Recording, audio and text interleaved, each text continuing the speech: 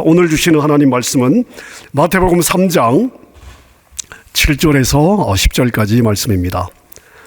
마태복음 3장 7절에서 10절 말씀 찾으셔서 우리 한 음성으로 함께 읽도록 하겠습니다. 함께 읽습니다. 요한이 많은 바리새인들과 사두개인들이 세례 베푸는 데로 오는 것을 보고 이르되, 독사의 자식들아, 누가 너희를 가르쳐 진박한 인노를 피하라 하더냐. 그러므로 회개에 합당한 열매를 맺고 속으로 아브라함이 우리 조상이라고 생각하지 말라. 내가 너희에게 이르노니 하나님이 능히 이 돌들로도 아브라함의 자손이 되게 하시리라.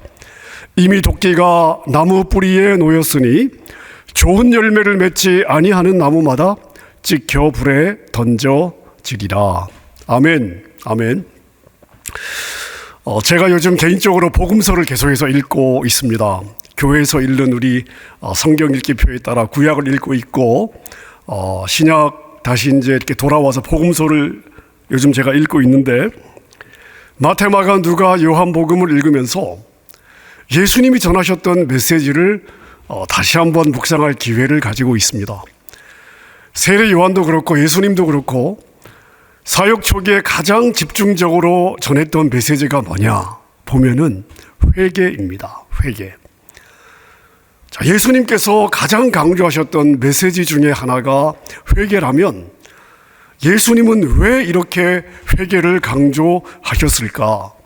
자, 우리가 한번 생각해 봐야 되지 않을까 싶습니다.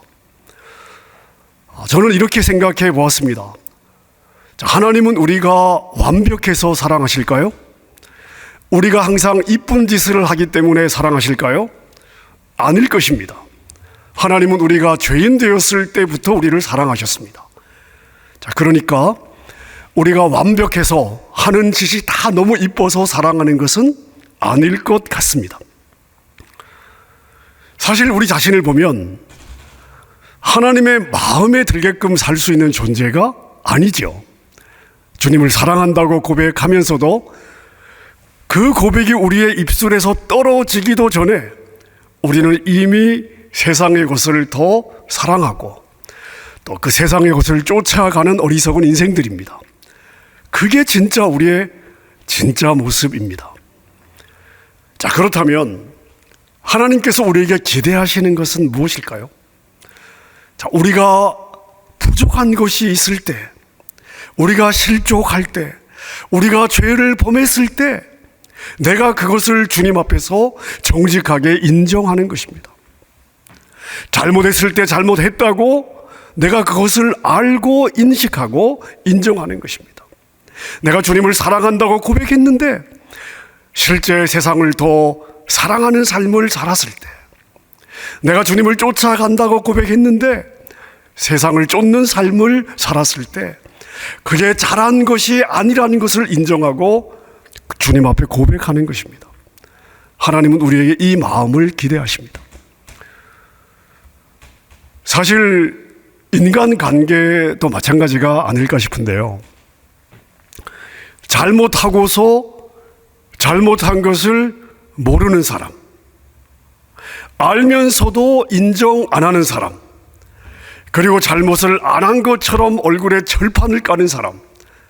자, 여러분 같으면 이런 사람을 신뢰할 수 있겠습니까? 이런 사람과 친밀한 교제를 하고 싶을까요? 아닐 것 같습니다. 이런 사람은 우리가 마음을 주기가 어려울 것 같습니다.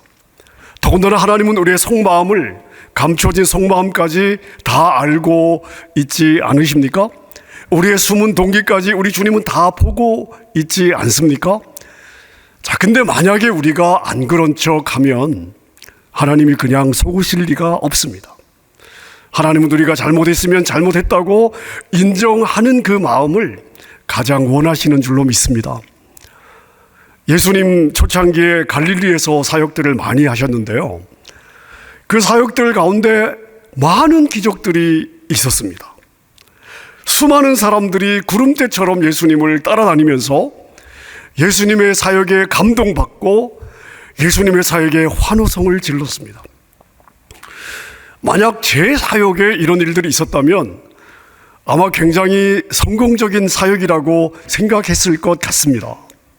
자, 그런데 우리 예수님은요, 가장 활발하게 사역했던 지역의 사람들이 말씀을 듣고 회개하지 않을 때 굉장히 마음이 힘들어 하셨습니다.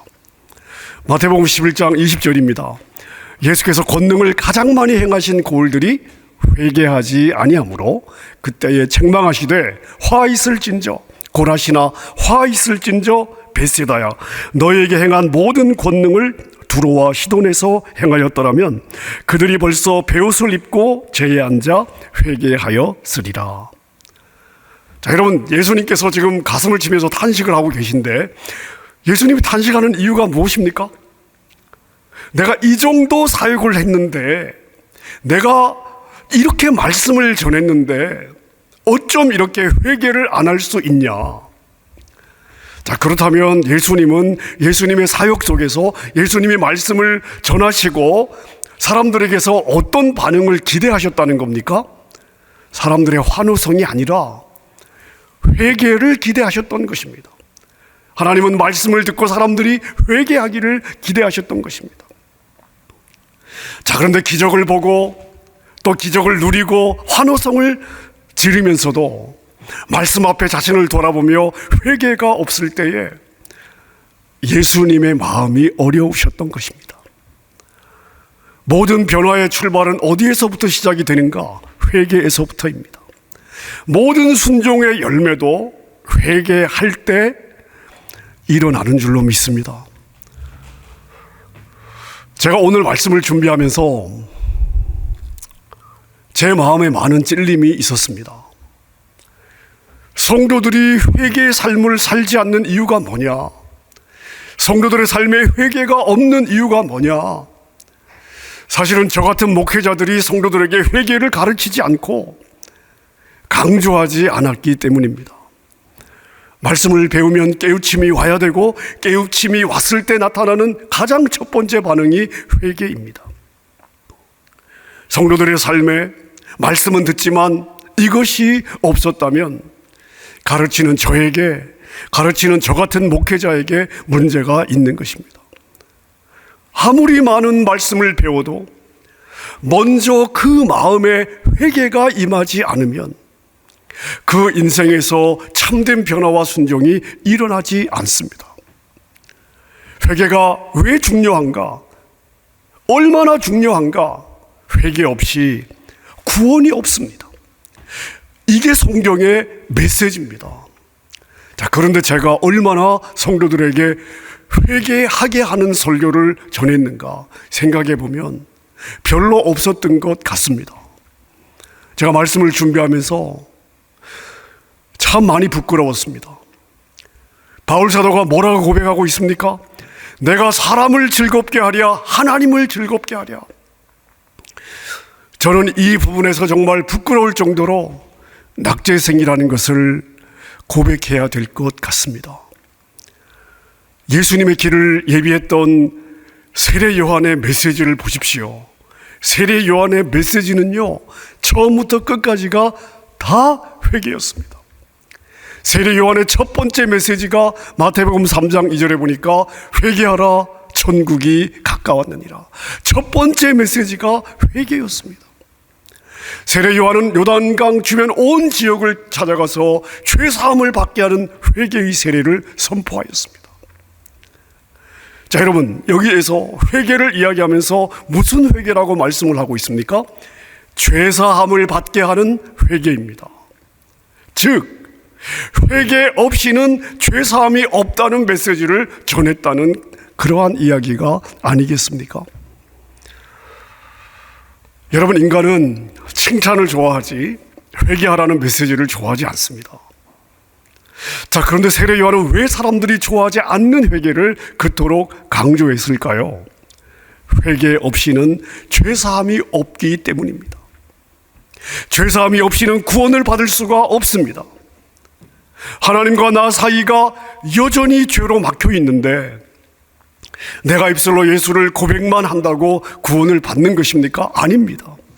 성경 어느 곳에서도 그렇게 가르치는 곳이 없습니다. 회개를 통해 죄사함을 받아야 하나님과 나의 막힌 관계가 뚫어지는 것입니다. 회개가 있을 때 하나님과 나 사이를 가로막고 있는 죄의 담이 무너지고 하나님의 보좌 앞에까지 은혜의 고속도로가 뚫리게 되는 줄로 믿습니다. 예수님 당시 유대인들을 보면 자기들 스스로를 수많은 민족 가운데 선택받은 선민이라고 생각했습니다. 선민이라는 자부심이 정말 대단히 강했습니다. 우리는 아브라함의 자손이다. 우리에게는 하나님의 말씀이 있다. 율법이 있다. 우리는 이렇게 날마다 하나님을 예배한다. 그래서 우리는 당연히 하나님의 선택받은 백성이다. 자, 그런데 이런 자부심을 가진 유대인들에게 세례 요한이 뭐라고 도전하고 있습니까? 오늘 본문 마태복음 3장에 보니까 회개에 합당한 열매를 맺고 속으로 아브라함이 우리 조상이라고 생각하지 마라. 내가 너희에게 이르노니 하나님이 능히 이 돌로도 아브라함의 자손이 되게 할 수 있다. 이미 도끼가 나무 뿌리에 놓였으니 좋은 열매를 맺지 아니하는 나무마다 지켜 불에 던지우리라. 여러분, 세례 요한이 전하고 싶은 메시지가 무엇입니까? 여러분이 유대인이기 때문에 당연하게 하나님의 백성이라고 생각한다면 그것은 착각이다. 그것은 사실이 아니다. 회개 없이는 구원도 없다. 여러분이 회개하고 회개에 합당한 열매를 맺지 않으면 하나님의 심판에 찍혀 지옥불에 떨어지게 될 것이다. 이렇게 선포하고 있는 것입니다. 여러분, 그렇다면 저와 여러분들은 여기에서 예외가 될 수 있을까요? 예외가 될 수 없습니다. 주님을 사랑한다고 입술로 아무리 고백해도 회개 없는 믿음은 진짜 믿음이 아닙니다. 회개가 없다면 교회 출석 잘한다고 심판을 면해주지 않습니다. 성경에 대한 해박한 지식이나 성령의 은사들이 충만해도 심판을 피해갈 수 없습니다. 하나님의 심판의 불을 면하기 위해서는 오직 회개하고 회개에 합당한 열매가 우리의 삶에 있어야 됩니다. 목회자든 직분자든 평신도건 아무런 차이가 없습니다. 누구든지 회개와 회개의 열매가 없다면 그 사람은 찍힘을 받을 것이고 지옥불에 던져지게 될 것입니다. 여러분, 그래서 이렇게 중요하기 때문에 성경은 우리에게 회개하라고 외치고 있고 저와 여러분들은 회개해야 되는 줄로 믿습니다. 예수님이 사역하실 때 죄인들에게 적당히 위로와 평안을 주고 세상의 복을 선포하지 않으셨습니다. 누가복음 5장에 보니까 뭐라고 말씀하십니까? 건강한 자에게는 의사가 쓸데없고 병든 자에게라야 쓸데있나니 내가 의인을 부르러 온 것이 아니요 죄인을 불러 회개시키러 왔노라. 예수님은 이 땅에 오신 목적을 뭐라고 말씀하십니까?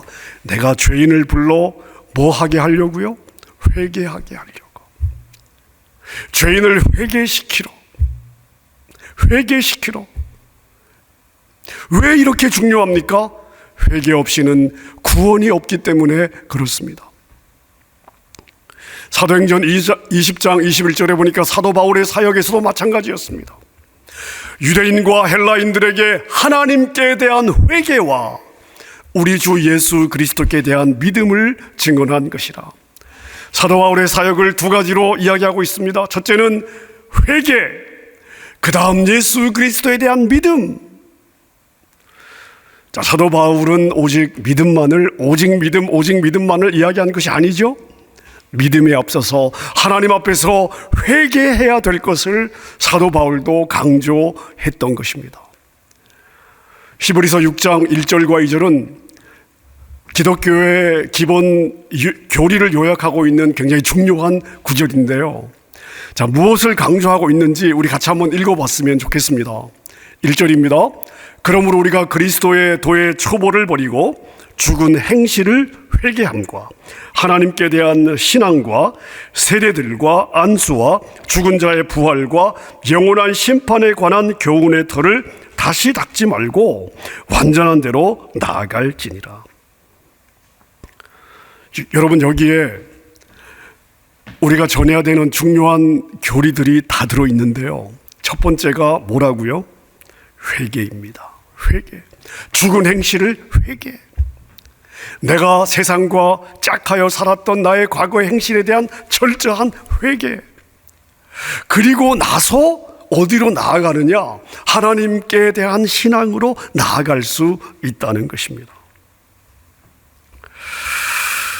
여러분, 세례 요한, 또 예수님, 사도들, 초대교회 어디를 봐도 오직 믿음만 강조하고 있는 구절은 없습니다.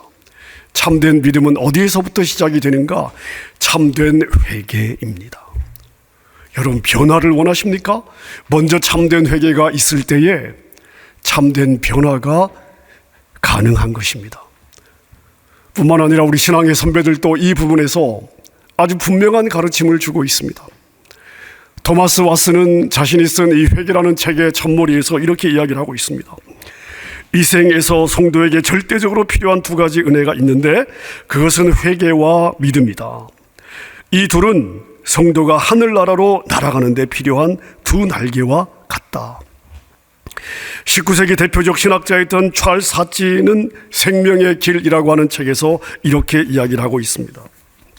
누구든 믿는 자는 구원을 얻으리라는 것을 성경이 분명하게 가르치지만 또한 회개하지 않으면 우리 모두가 멸망할 것임을 그에 못지않게 분명하게 가르치고 있다.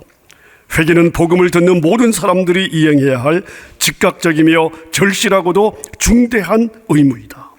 죄를 버리고 예수 그리스도로 말미암아 하나님께로 돌아와야 된다. 이 의무를 무시한다면 그것은 구원을 거부하는 것이 된다. 하나만 더 저희가 보겠습니다. 오스왈드 스미스의 구령의 열정이라는 책에 보면 이렇게 나와 있습니다. 현대에 와서 너무나 많이 퍼진 다른 복음이 하나 있다. 즉 구원을 받기 위한 요건 가운데서 죄의 깨달음과 회개를 제외시킨 것이다. 자신의 죄를 깨닫게 하고 돌이켜 회개하게 하지 않고도 구원을 받고 하늘의 평안을 누릴 수 있다는 거짓말로 얄팍한 평안을 주는 것은 범죄 행위와 같다. 죄악을 인정하고 돌이키는 회개가 없는 이런 얄팍한 회심 때문에 그리스도인이라고 자처하는 많은 사람들이 형편없는 행동과 세속적이고 추한 범죄로 하나님을 지속적으로 욕되게 하고 교회가 욕을 듣게 하는 것이다. 여러분, 교회 역사를 보면 일관되게 참된 믿음 어디에서부터 시작되는가? 회개입니다. 참된 변화는 어디에서부터 시작이 되는가? 회개입니다. 우리의 성숙은 회개라고 하는 파운데이션 위에 올려지게 되는 것입니다. 예수님을 믿는다고 하면서도 우리의 삶의 변화가 없는 이유가 무엇이라고요? 과거와 끊어내는 회개가 없기 때문입니다. 여러분의 죄를, 여러분의 과거를 주님 앞에 통회하는 마음으로 회개한 적이 있으십니까? 자, 회개한 적이 없다면 여러분은 과거와 단절되지 않은 것입니다. 과거와 단절이 안 되는데 어떻게 새로운 변화가 가능하겠습니까? 제가 한번 질문을 드릴 텐데 여러분 한번 대답해 보십시오. 여러분은 죄인입니까? 네, 여러분, 우린 죄인입니다. 자, 그러면 죄 용서를 받아야 구원을 받는 게 맞습니까? 네, 맞습니다. 죄 용서를 받아야 구원을 받습니다. 자, 그러면 죄 용서는 어떻게 받는 것입니까? 언제 죄에 대한 용서를 받는 것입니까? 내가 죄인이라는 것을 인정하고 그것이 잘못이었다는 것을 회개할 때 용서가 임하는 것입니다. 내가 죄인이라는 것을 인정하지 않고 회개하지 않는데 어떻게 용서가 임할 수가 있겠습니까? 그런 면에서 요한일서 1장 19절은 굉장히 중요한 구절입니다. 우리 함께 읽겠습니다. 만일 우리가 우리의 죄를 자백하면 그는 미쁘시고 의로우사 우리 죄를 사하시며 우리를 모든 불의에서 깨끗하게 하실 것이요. 자, 여러분 요즘 어떠십니까? 팬데믹 때문에 아마 여러 가지로 그냥 눌리는 그러한 분들도 많이 있을 것 같습니다. 그냥 분위기 자체 때문에 그냥 마음이 이렇게 가라앉고 눌리시는 분들도 많이 있을 것 같습니다. 그런 마음들을 제가 많이 듣고 있습니다. 자, 여러분 말씀 앞에 서 있으십니까? 자, 근데 말씀을 읽어도 은혜가 안 됩니다. 예배를 드려도 마음이 냉랭합니다. 여러분 어떠십니까? 그러한 분들도 계실 것 같습니다. 성령님 여러분 한 분 한 분의 마음에 여러분이 하나님 앞에 감히 서지 못할 죄인이라는 자각을 주시기를 바랍니다. 여러분 자신이 얼마나 가증스럽고 얼마나 무능하고 얼마나 소망 없는 죄인인지를 깨닫게 되기를 바랍니다. 여러분, 우리의 굳은 마음은 여기에서부터 시작이 되는 것입니다. 이 시간 예배드리는 이 소중한 시간, 주님 앞에 선 이 소중한 시간, 하나님의 보좌 앞에 하나님의 얼굴을 대면하고 하나님을 높여드리겠다고 내가 서 있는 이 예배의 시간, 여러분 안에 회개의 영이 임하여 가난한 마음, 겸손한 마음으로 채워질 수 있기를 바랍니다. 여러분, 이게 자각이 되어야 회개가 되고, 회개가 있어야 은혜가 은혜인 줄 알고 내가 누리는 것이 하나님의 복이라는 것을 깨닫게 됩니다. 여러분, 그래야 우리의 마음에 감동이 살아나고 하나님의 말씀 앞에서 이 말씀이 나에게 은혜가 되기 시작하는 것입니다. 여러분, 이 모든 출발점이 어디에서부터라고요? 바로 회개입니다.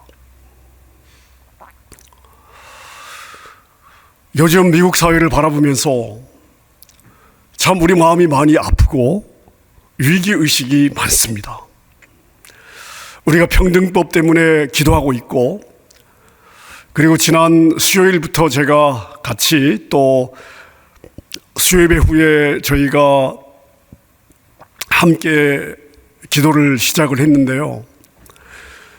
지금 대법원 숫자를 늘려서 진보를 임명해서 지금 보수 우위로 되어 있는 것을 진보 우위로 바꾸기 위한 시도가 시작이 되었습니다.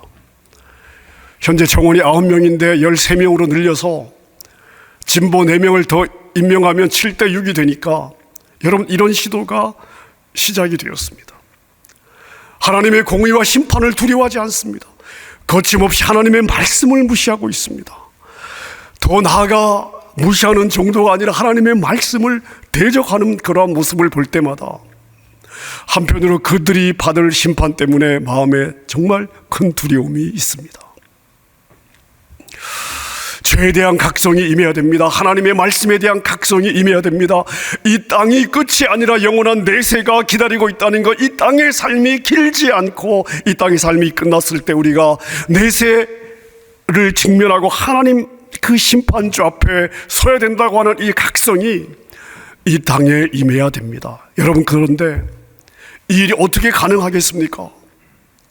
믿는 우리가 먼저 회개할 때 성령님께서 일하시는 줄로 믿습니다. 내가 거룩한 삶을 살지 못한 것, 내가 세상 앞에서 하나님 나라의 가치가 더 중요하다는 것을 보여주지 않은 우리의 삶의 결과가 바로 이 세상의 현재의 모습입니다. 우리부터 이 부분에 대해서 주님 앞에 통회하는 마음으로 회개해야 될 줄로 믿습니다. 우리 믿음의 조상들을 한번 보십시오. 그들은 다 자기들 세대의 죄를 자기의 죄로 끌어안고 하나님 앞에 나아가서 회개했습니다. 자기가 태어나기도 전 세대의 사람들의 하나님 앞에 저질렀던 죄악들을 자기의 죄로 끌어안고 주님 앞에 나아가 회개했습니다. 믿음의 사람들이 그렇게 전 세대와 자신들의 세대의 그 죄를 자신이 끌어안고 회개할 때에 하나님은 그 세대 전체를 불쌍히 여겨주시고 회복의 은혜를 주신 줄로 믿습니다. 회개할 때 은혜의 고속도로가 열리는 줄로 믿습니다. 회개할 때에 하나님과의 막힌 죄의 담이 허물어지는 줄로 믿습니다. 회개할 때 내 삶에 막힌 부분에서 물고가 열리게 될 줄로 믿습니다. 회개할 때 치유가 임하는 줄로 믿습니다. 회개할 때 굳어진 내 마음이 녹아지고 은혜의 담비가 내 심령 깊숙이 임하는 줄로 믿습니다. 이 시대에 믿는 우리의 회개보다 더 중요한 것은 없습니다. 우리의 회개보다 더 시급한 것은 없습니다. 그리고 우리가 회개할 때 하나님의 역사가 시작되는 줄로 믿습니다. 늘 가난한 마음, 낮은 마음, 통회하는 마음으로 회개에 합당한 열매를 주께 드리는 저와 여러분의 삶이 될 수 있기를 우리 주님의 이름으로 축원합니다.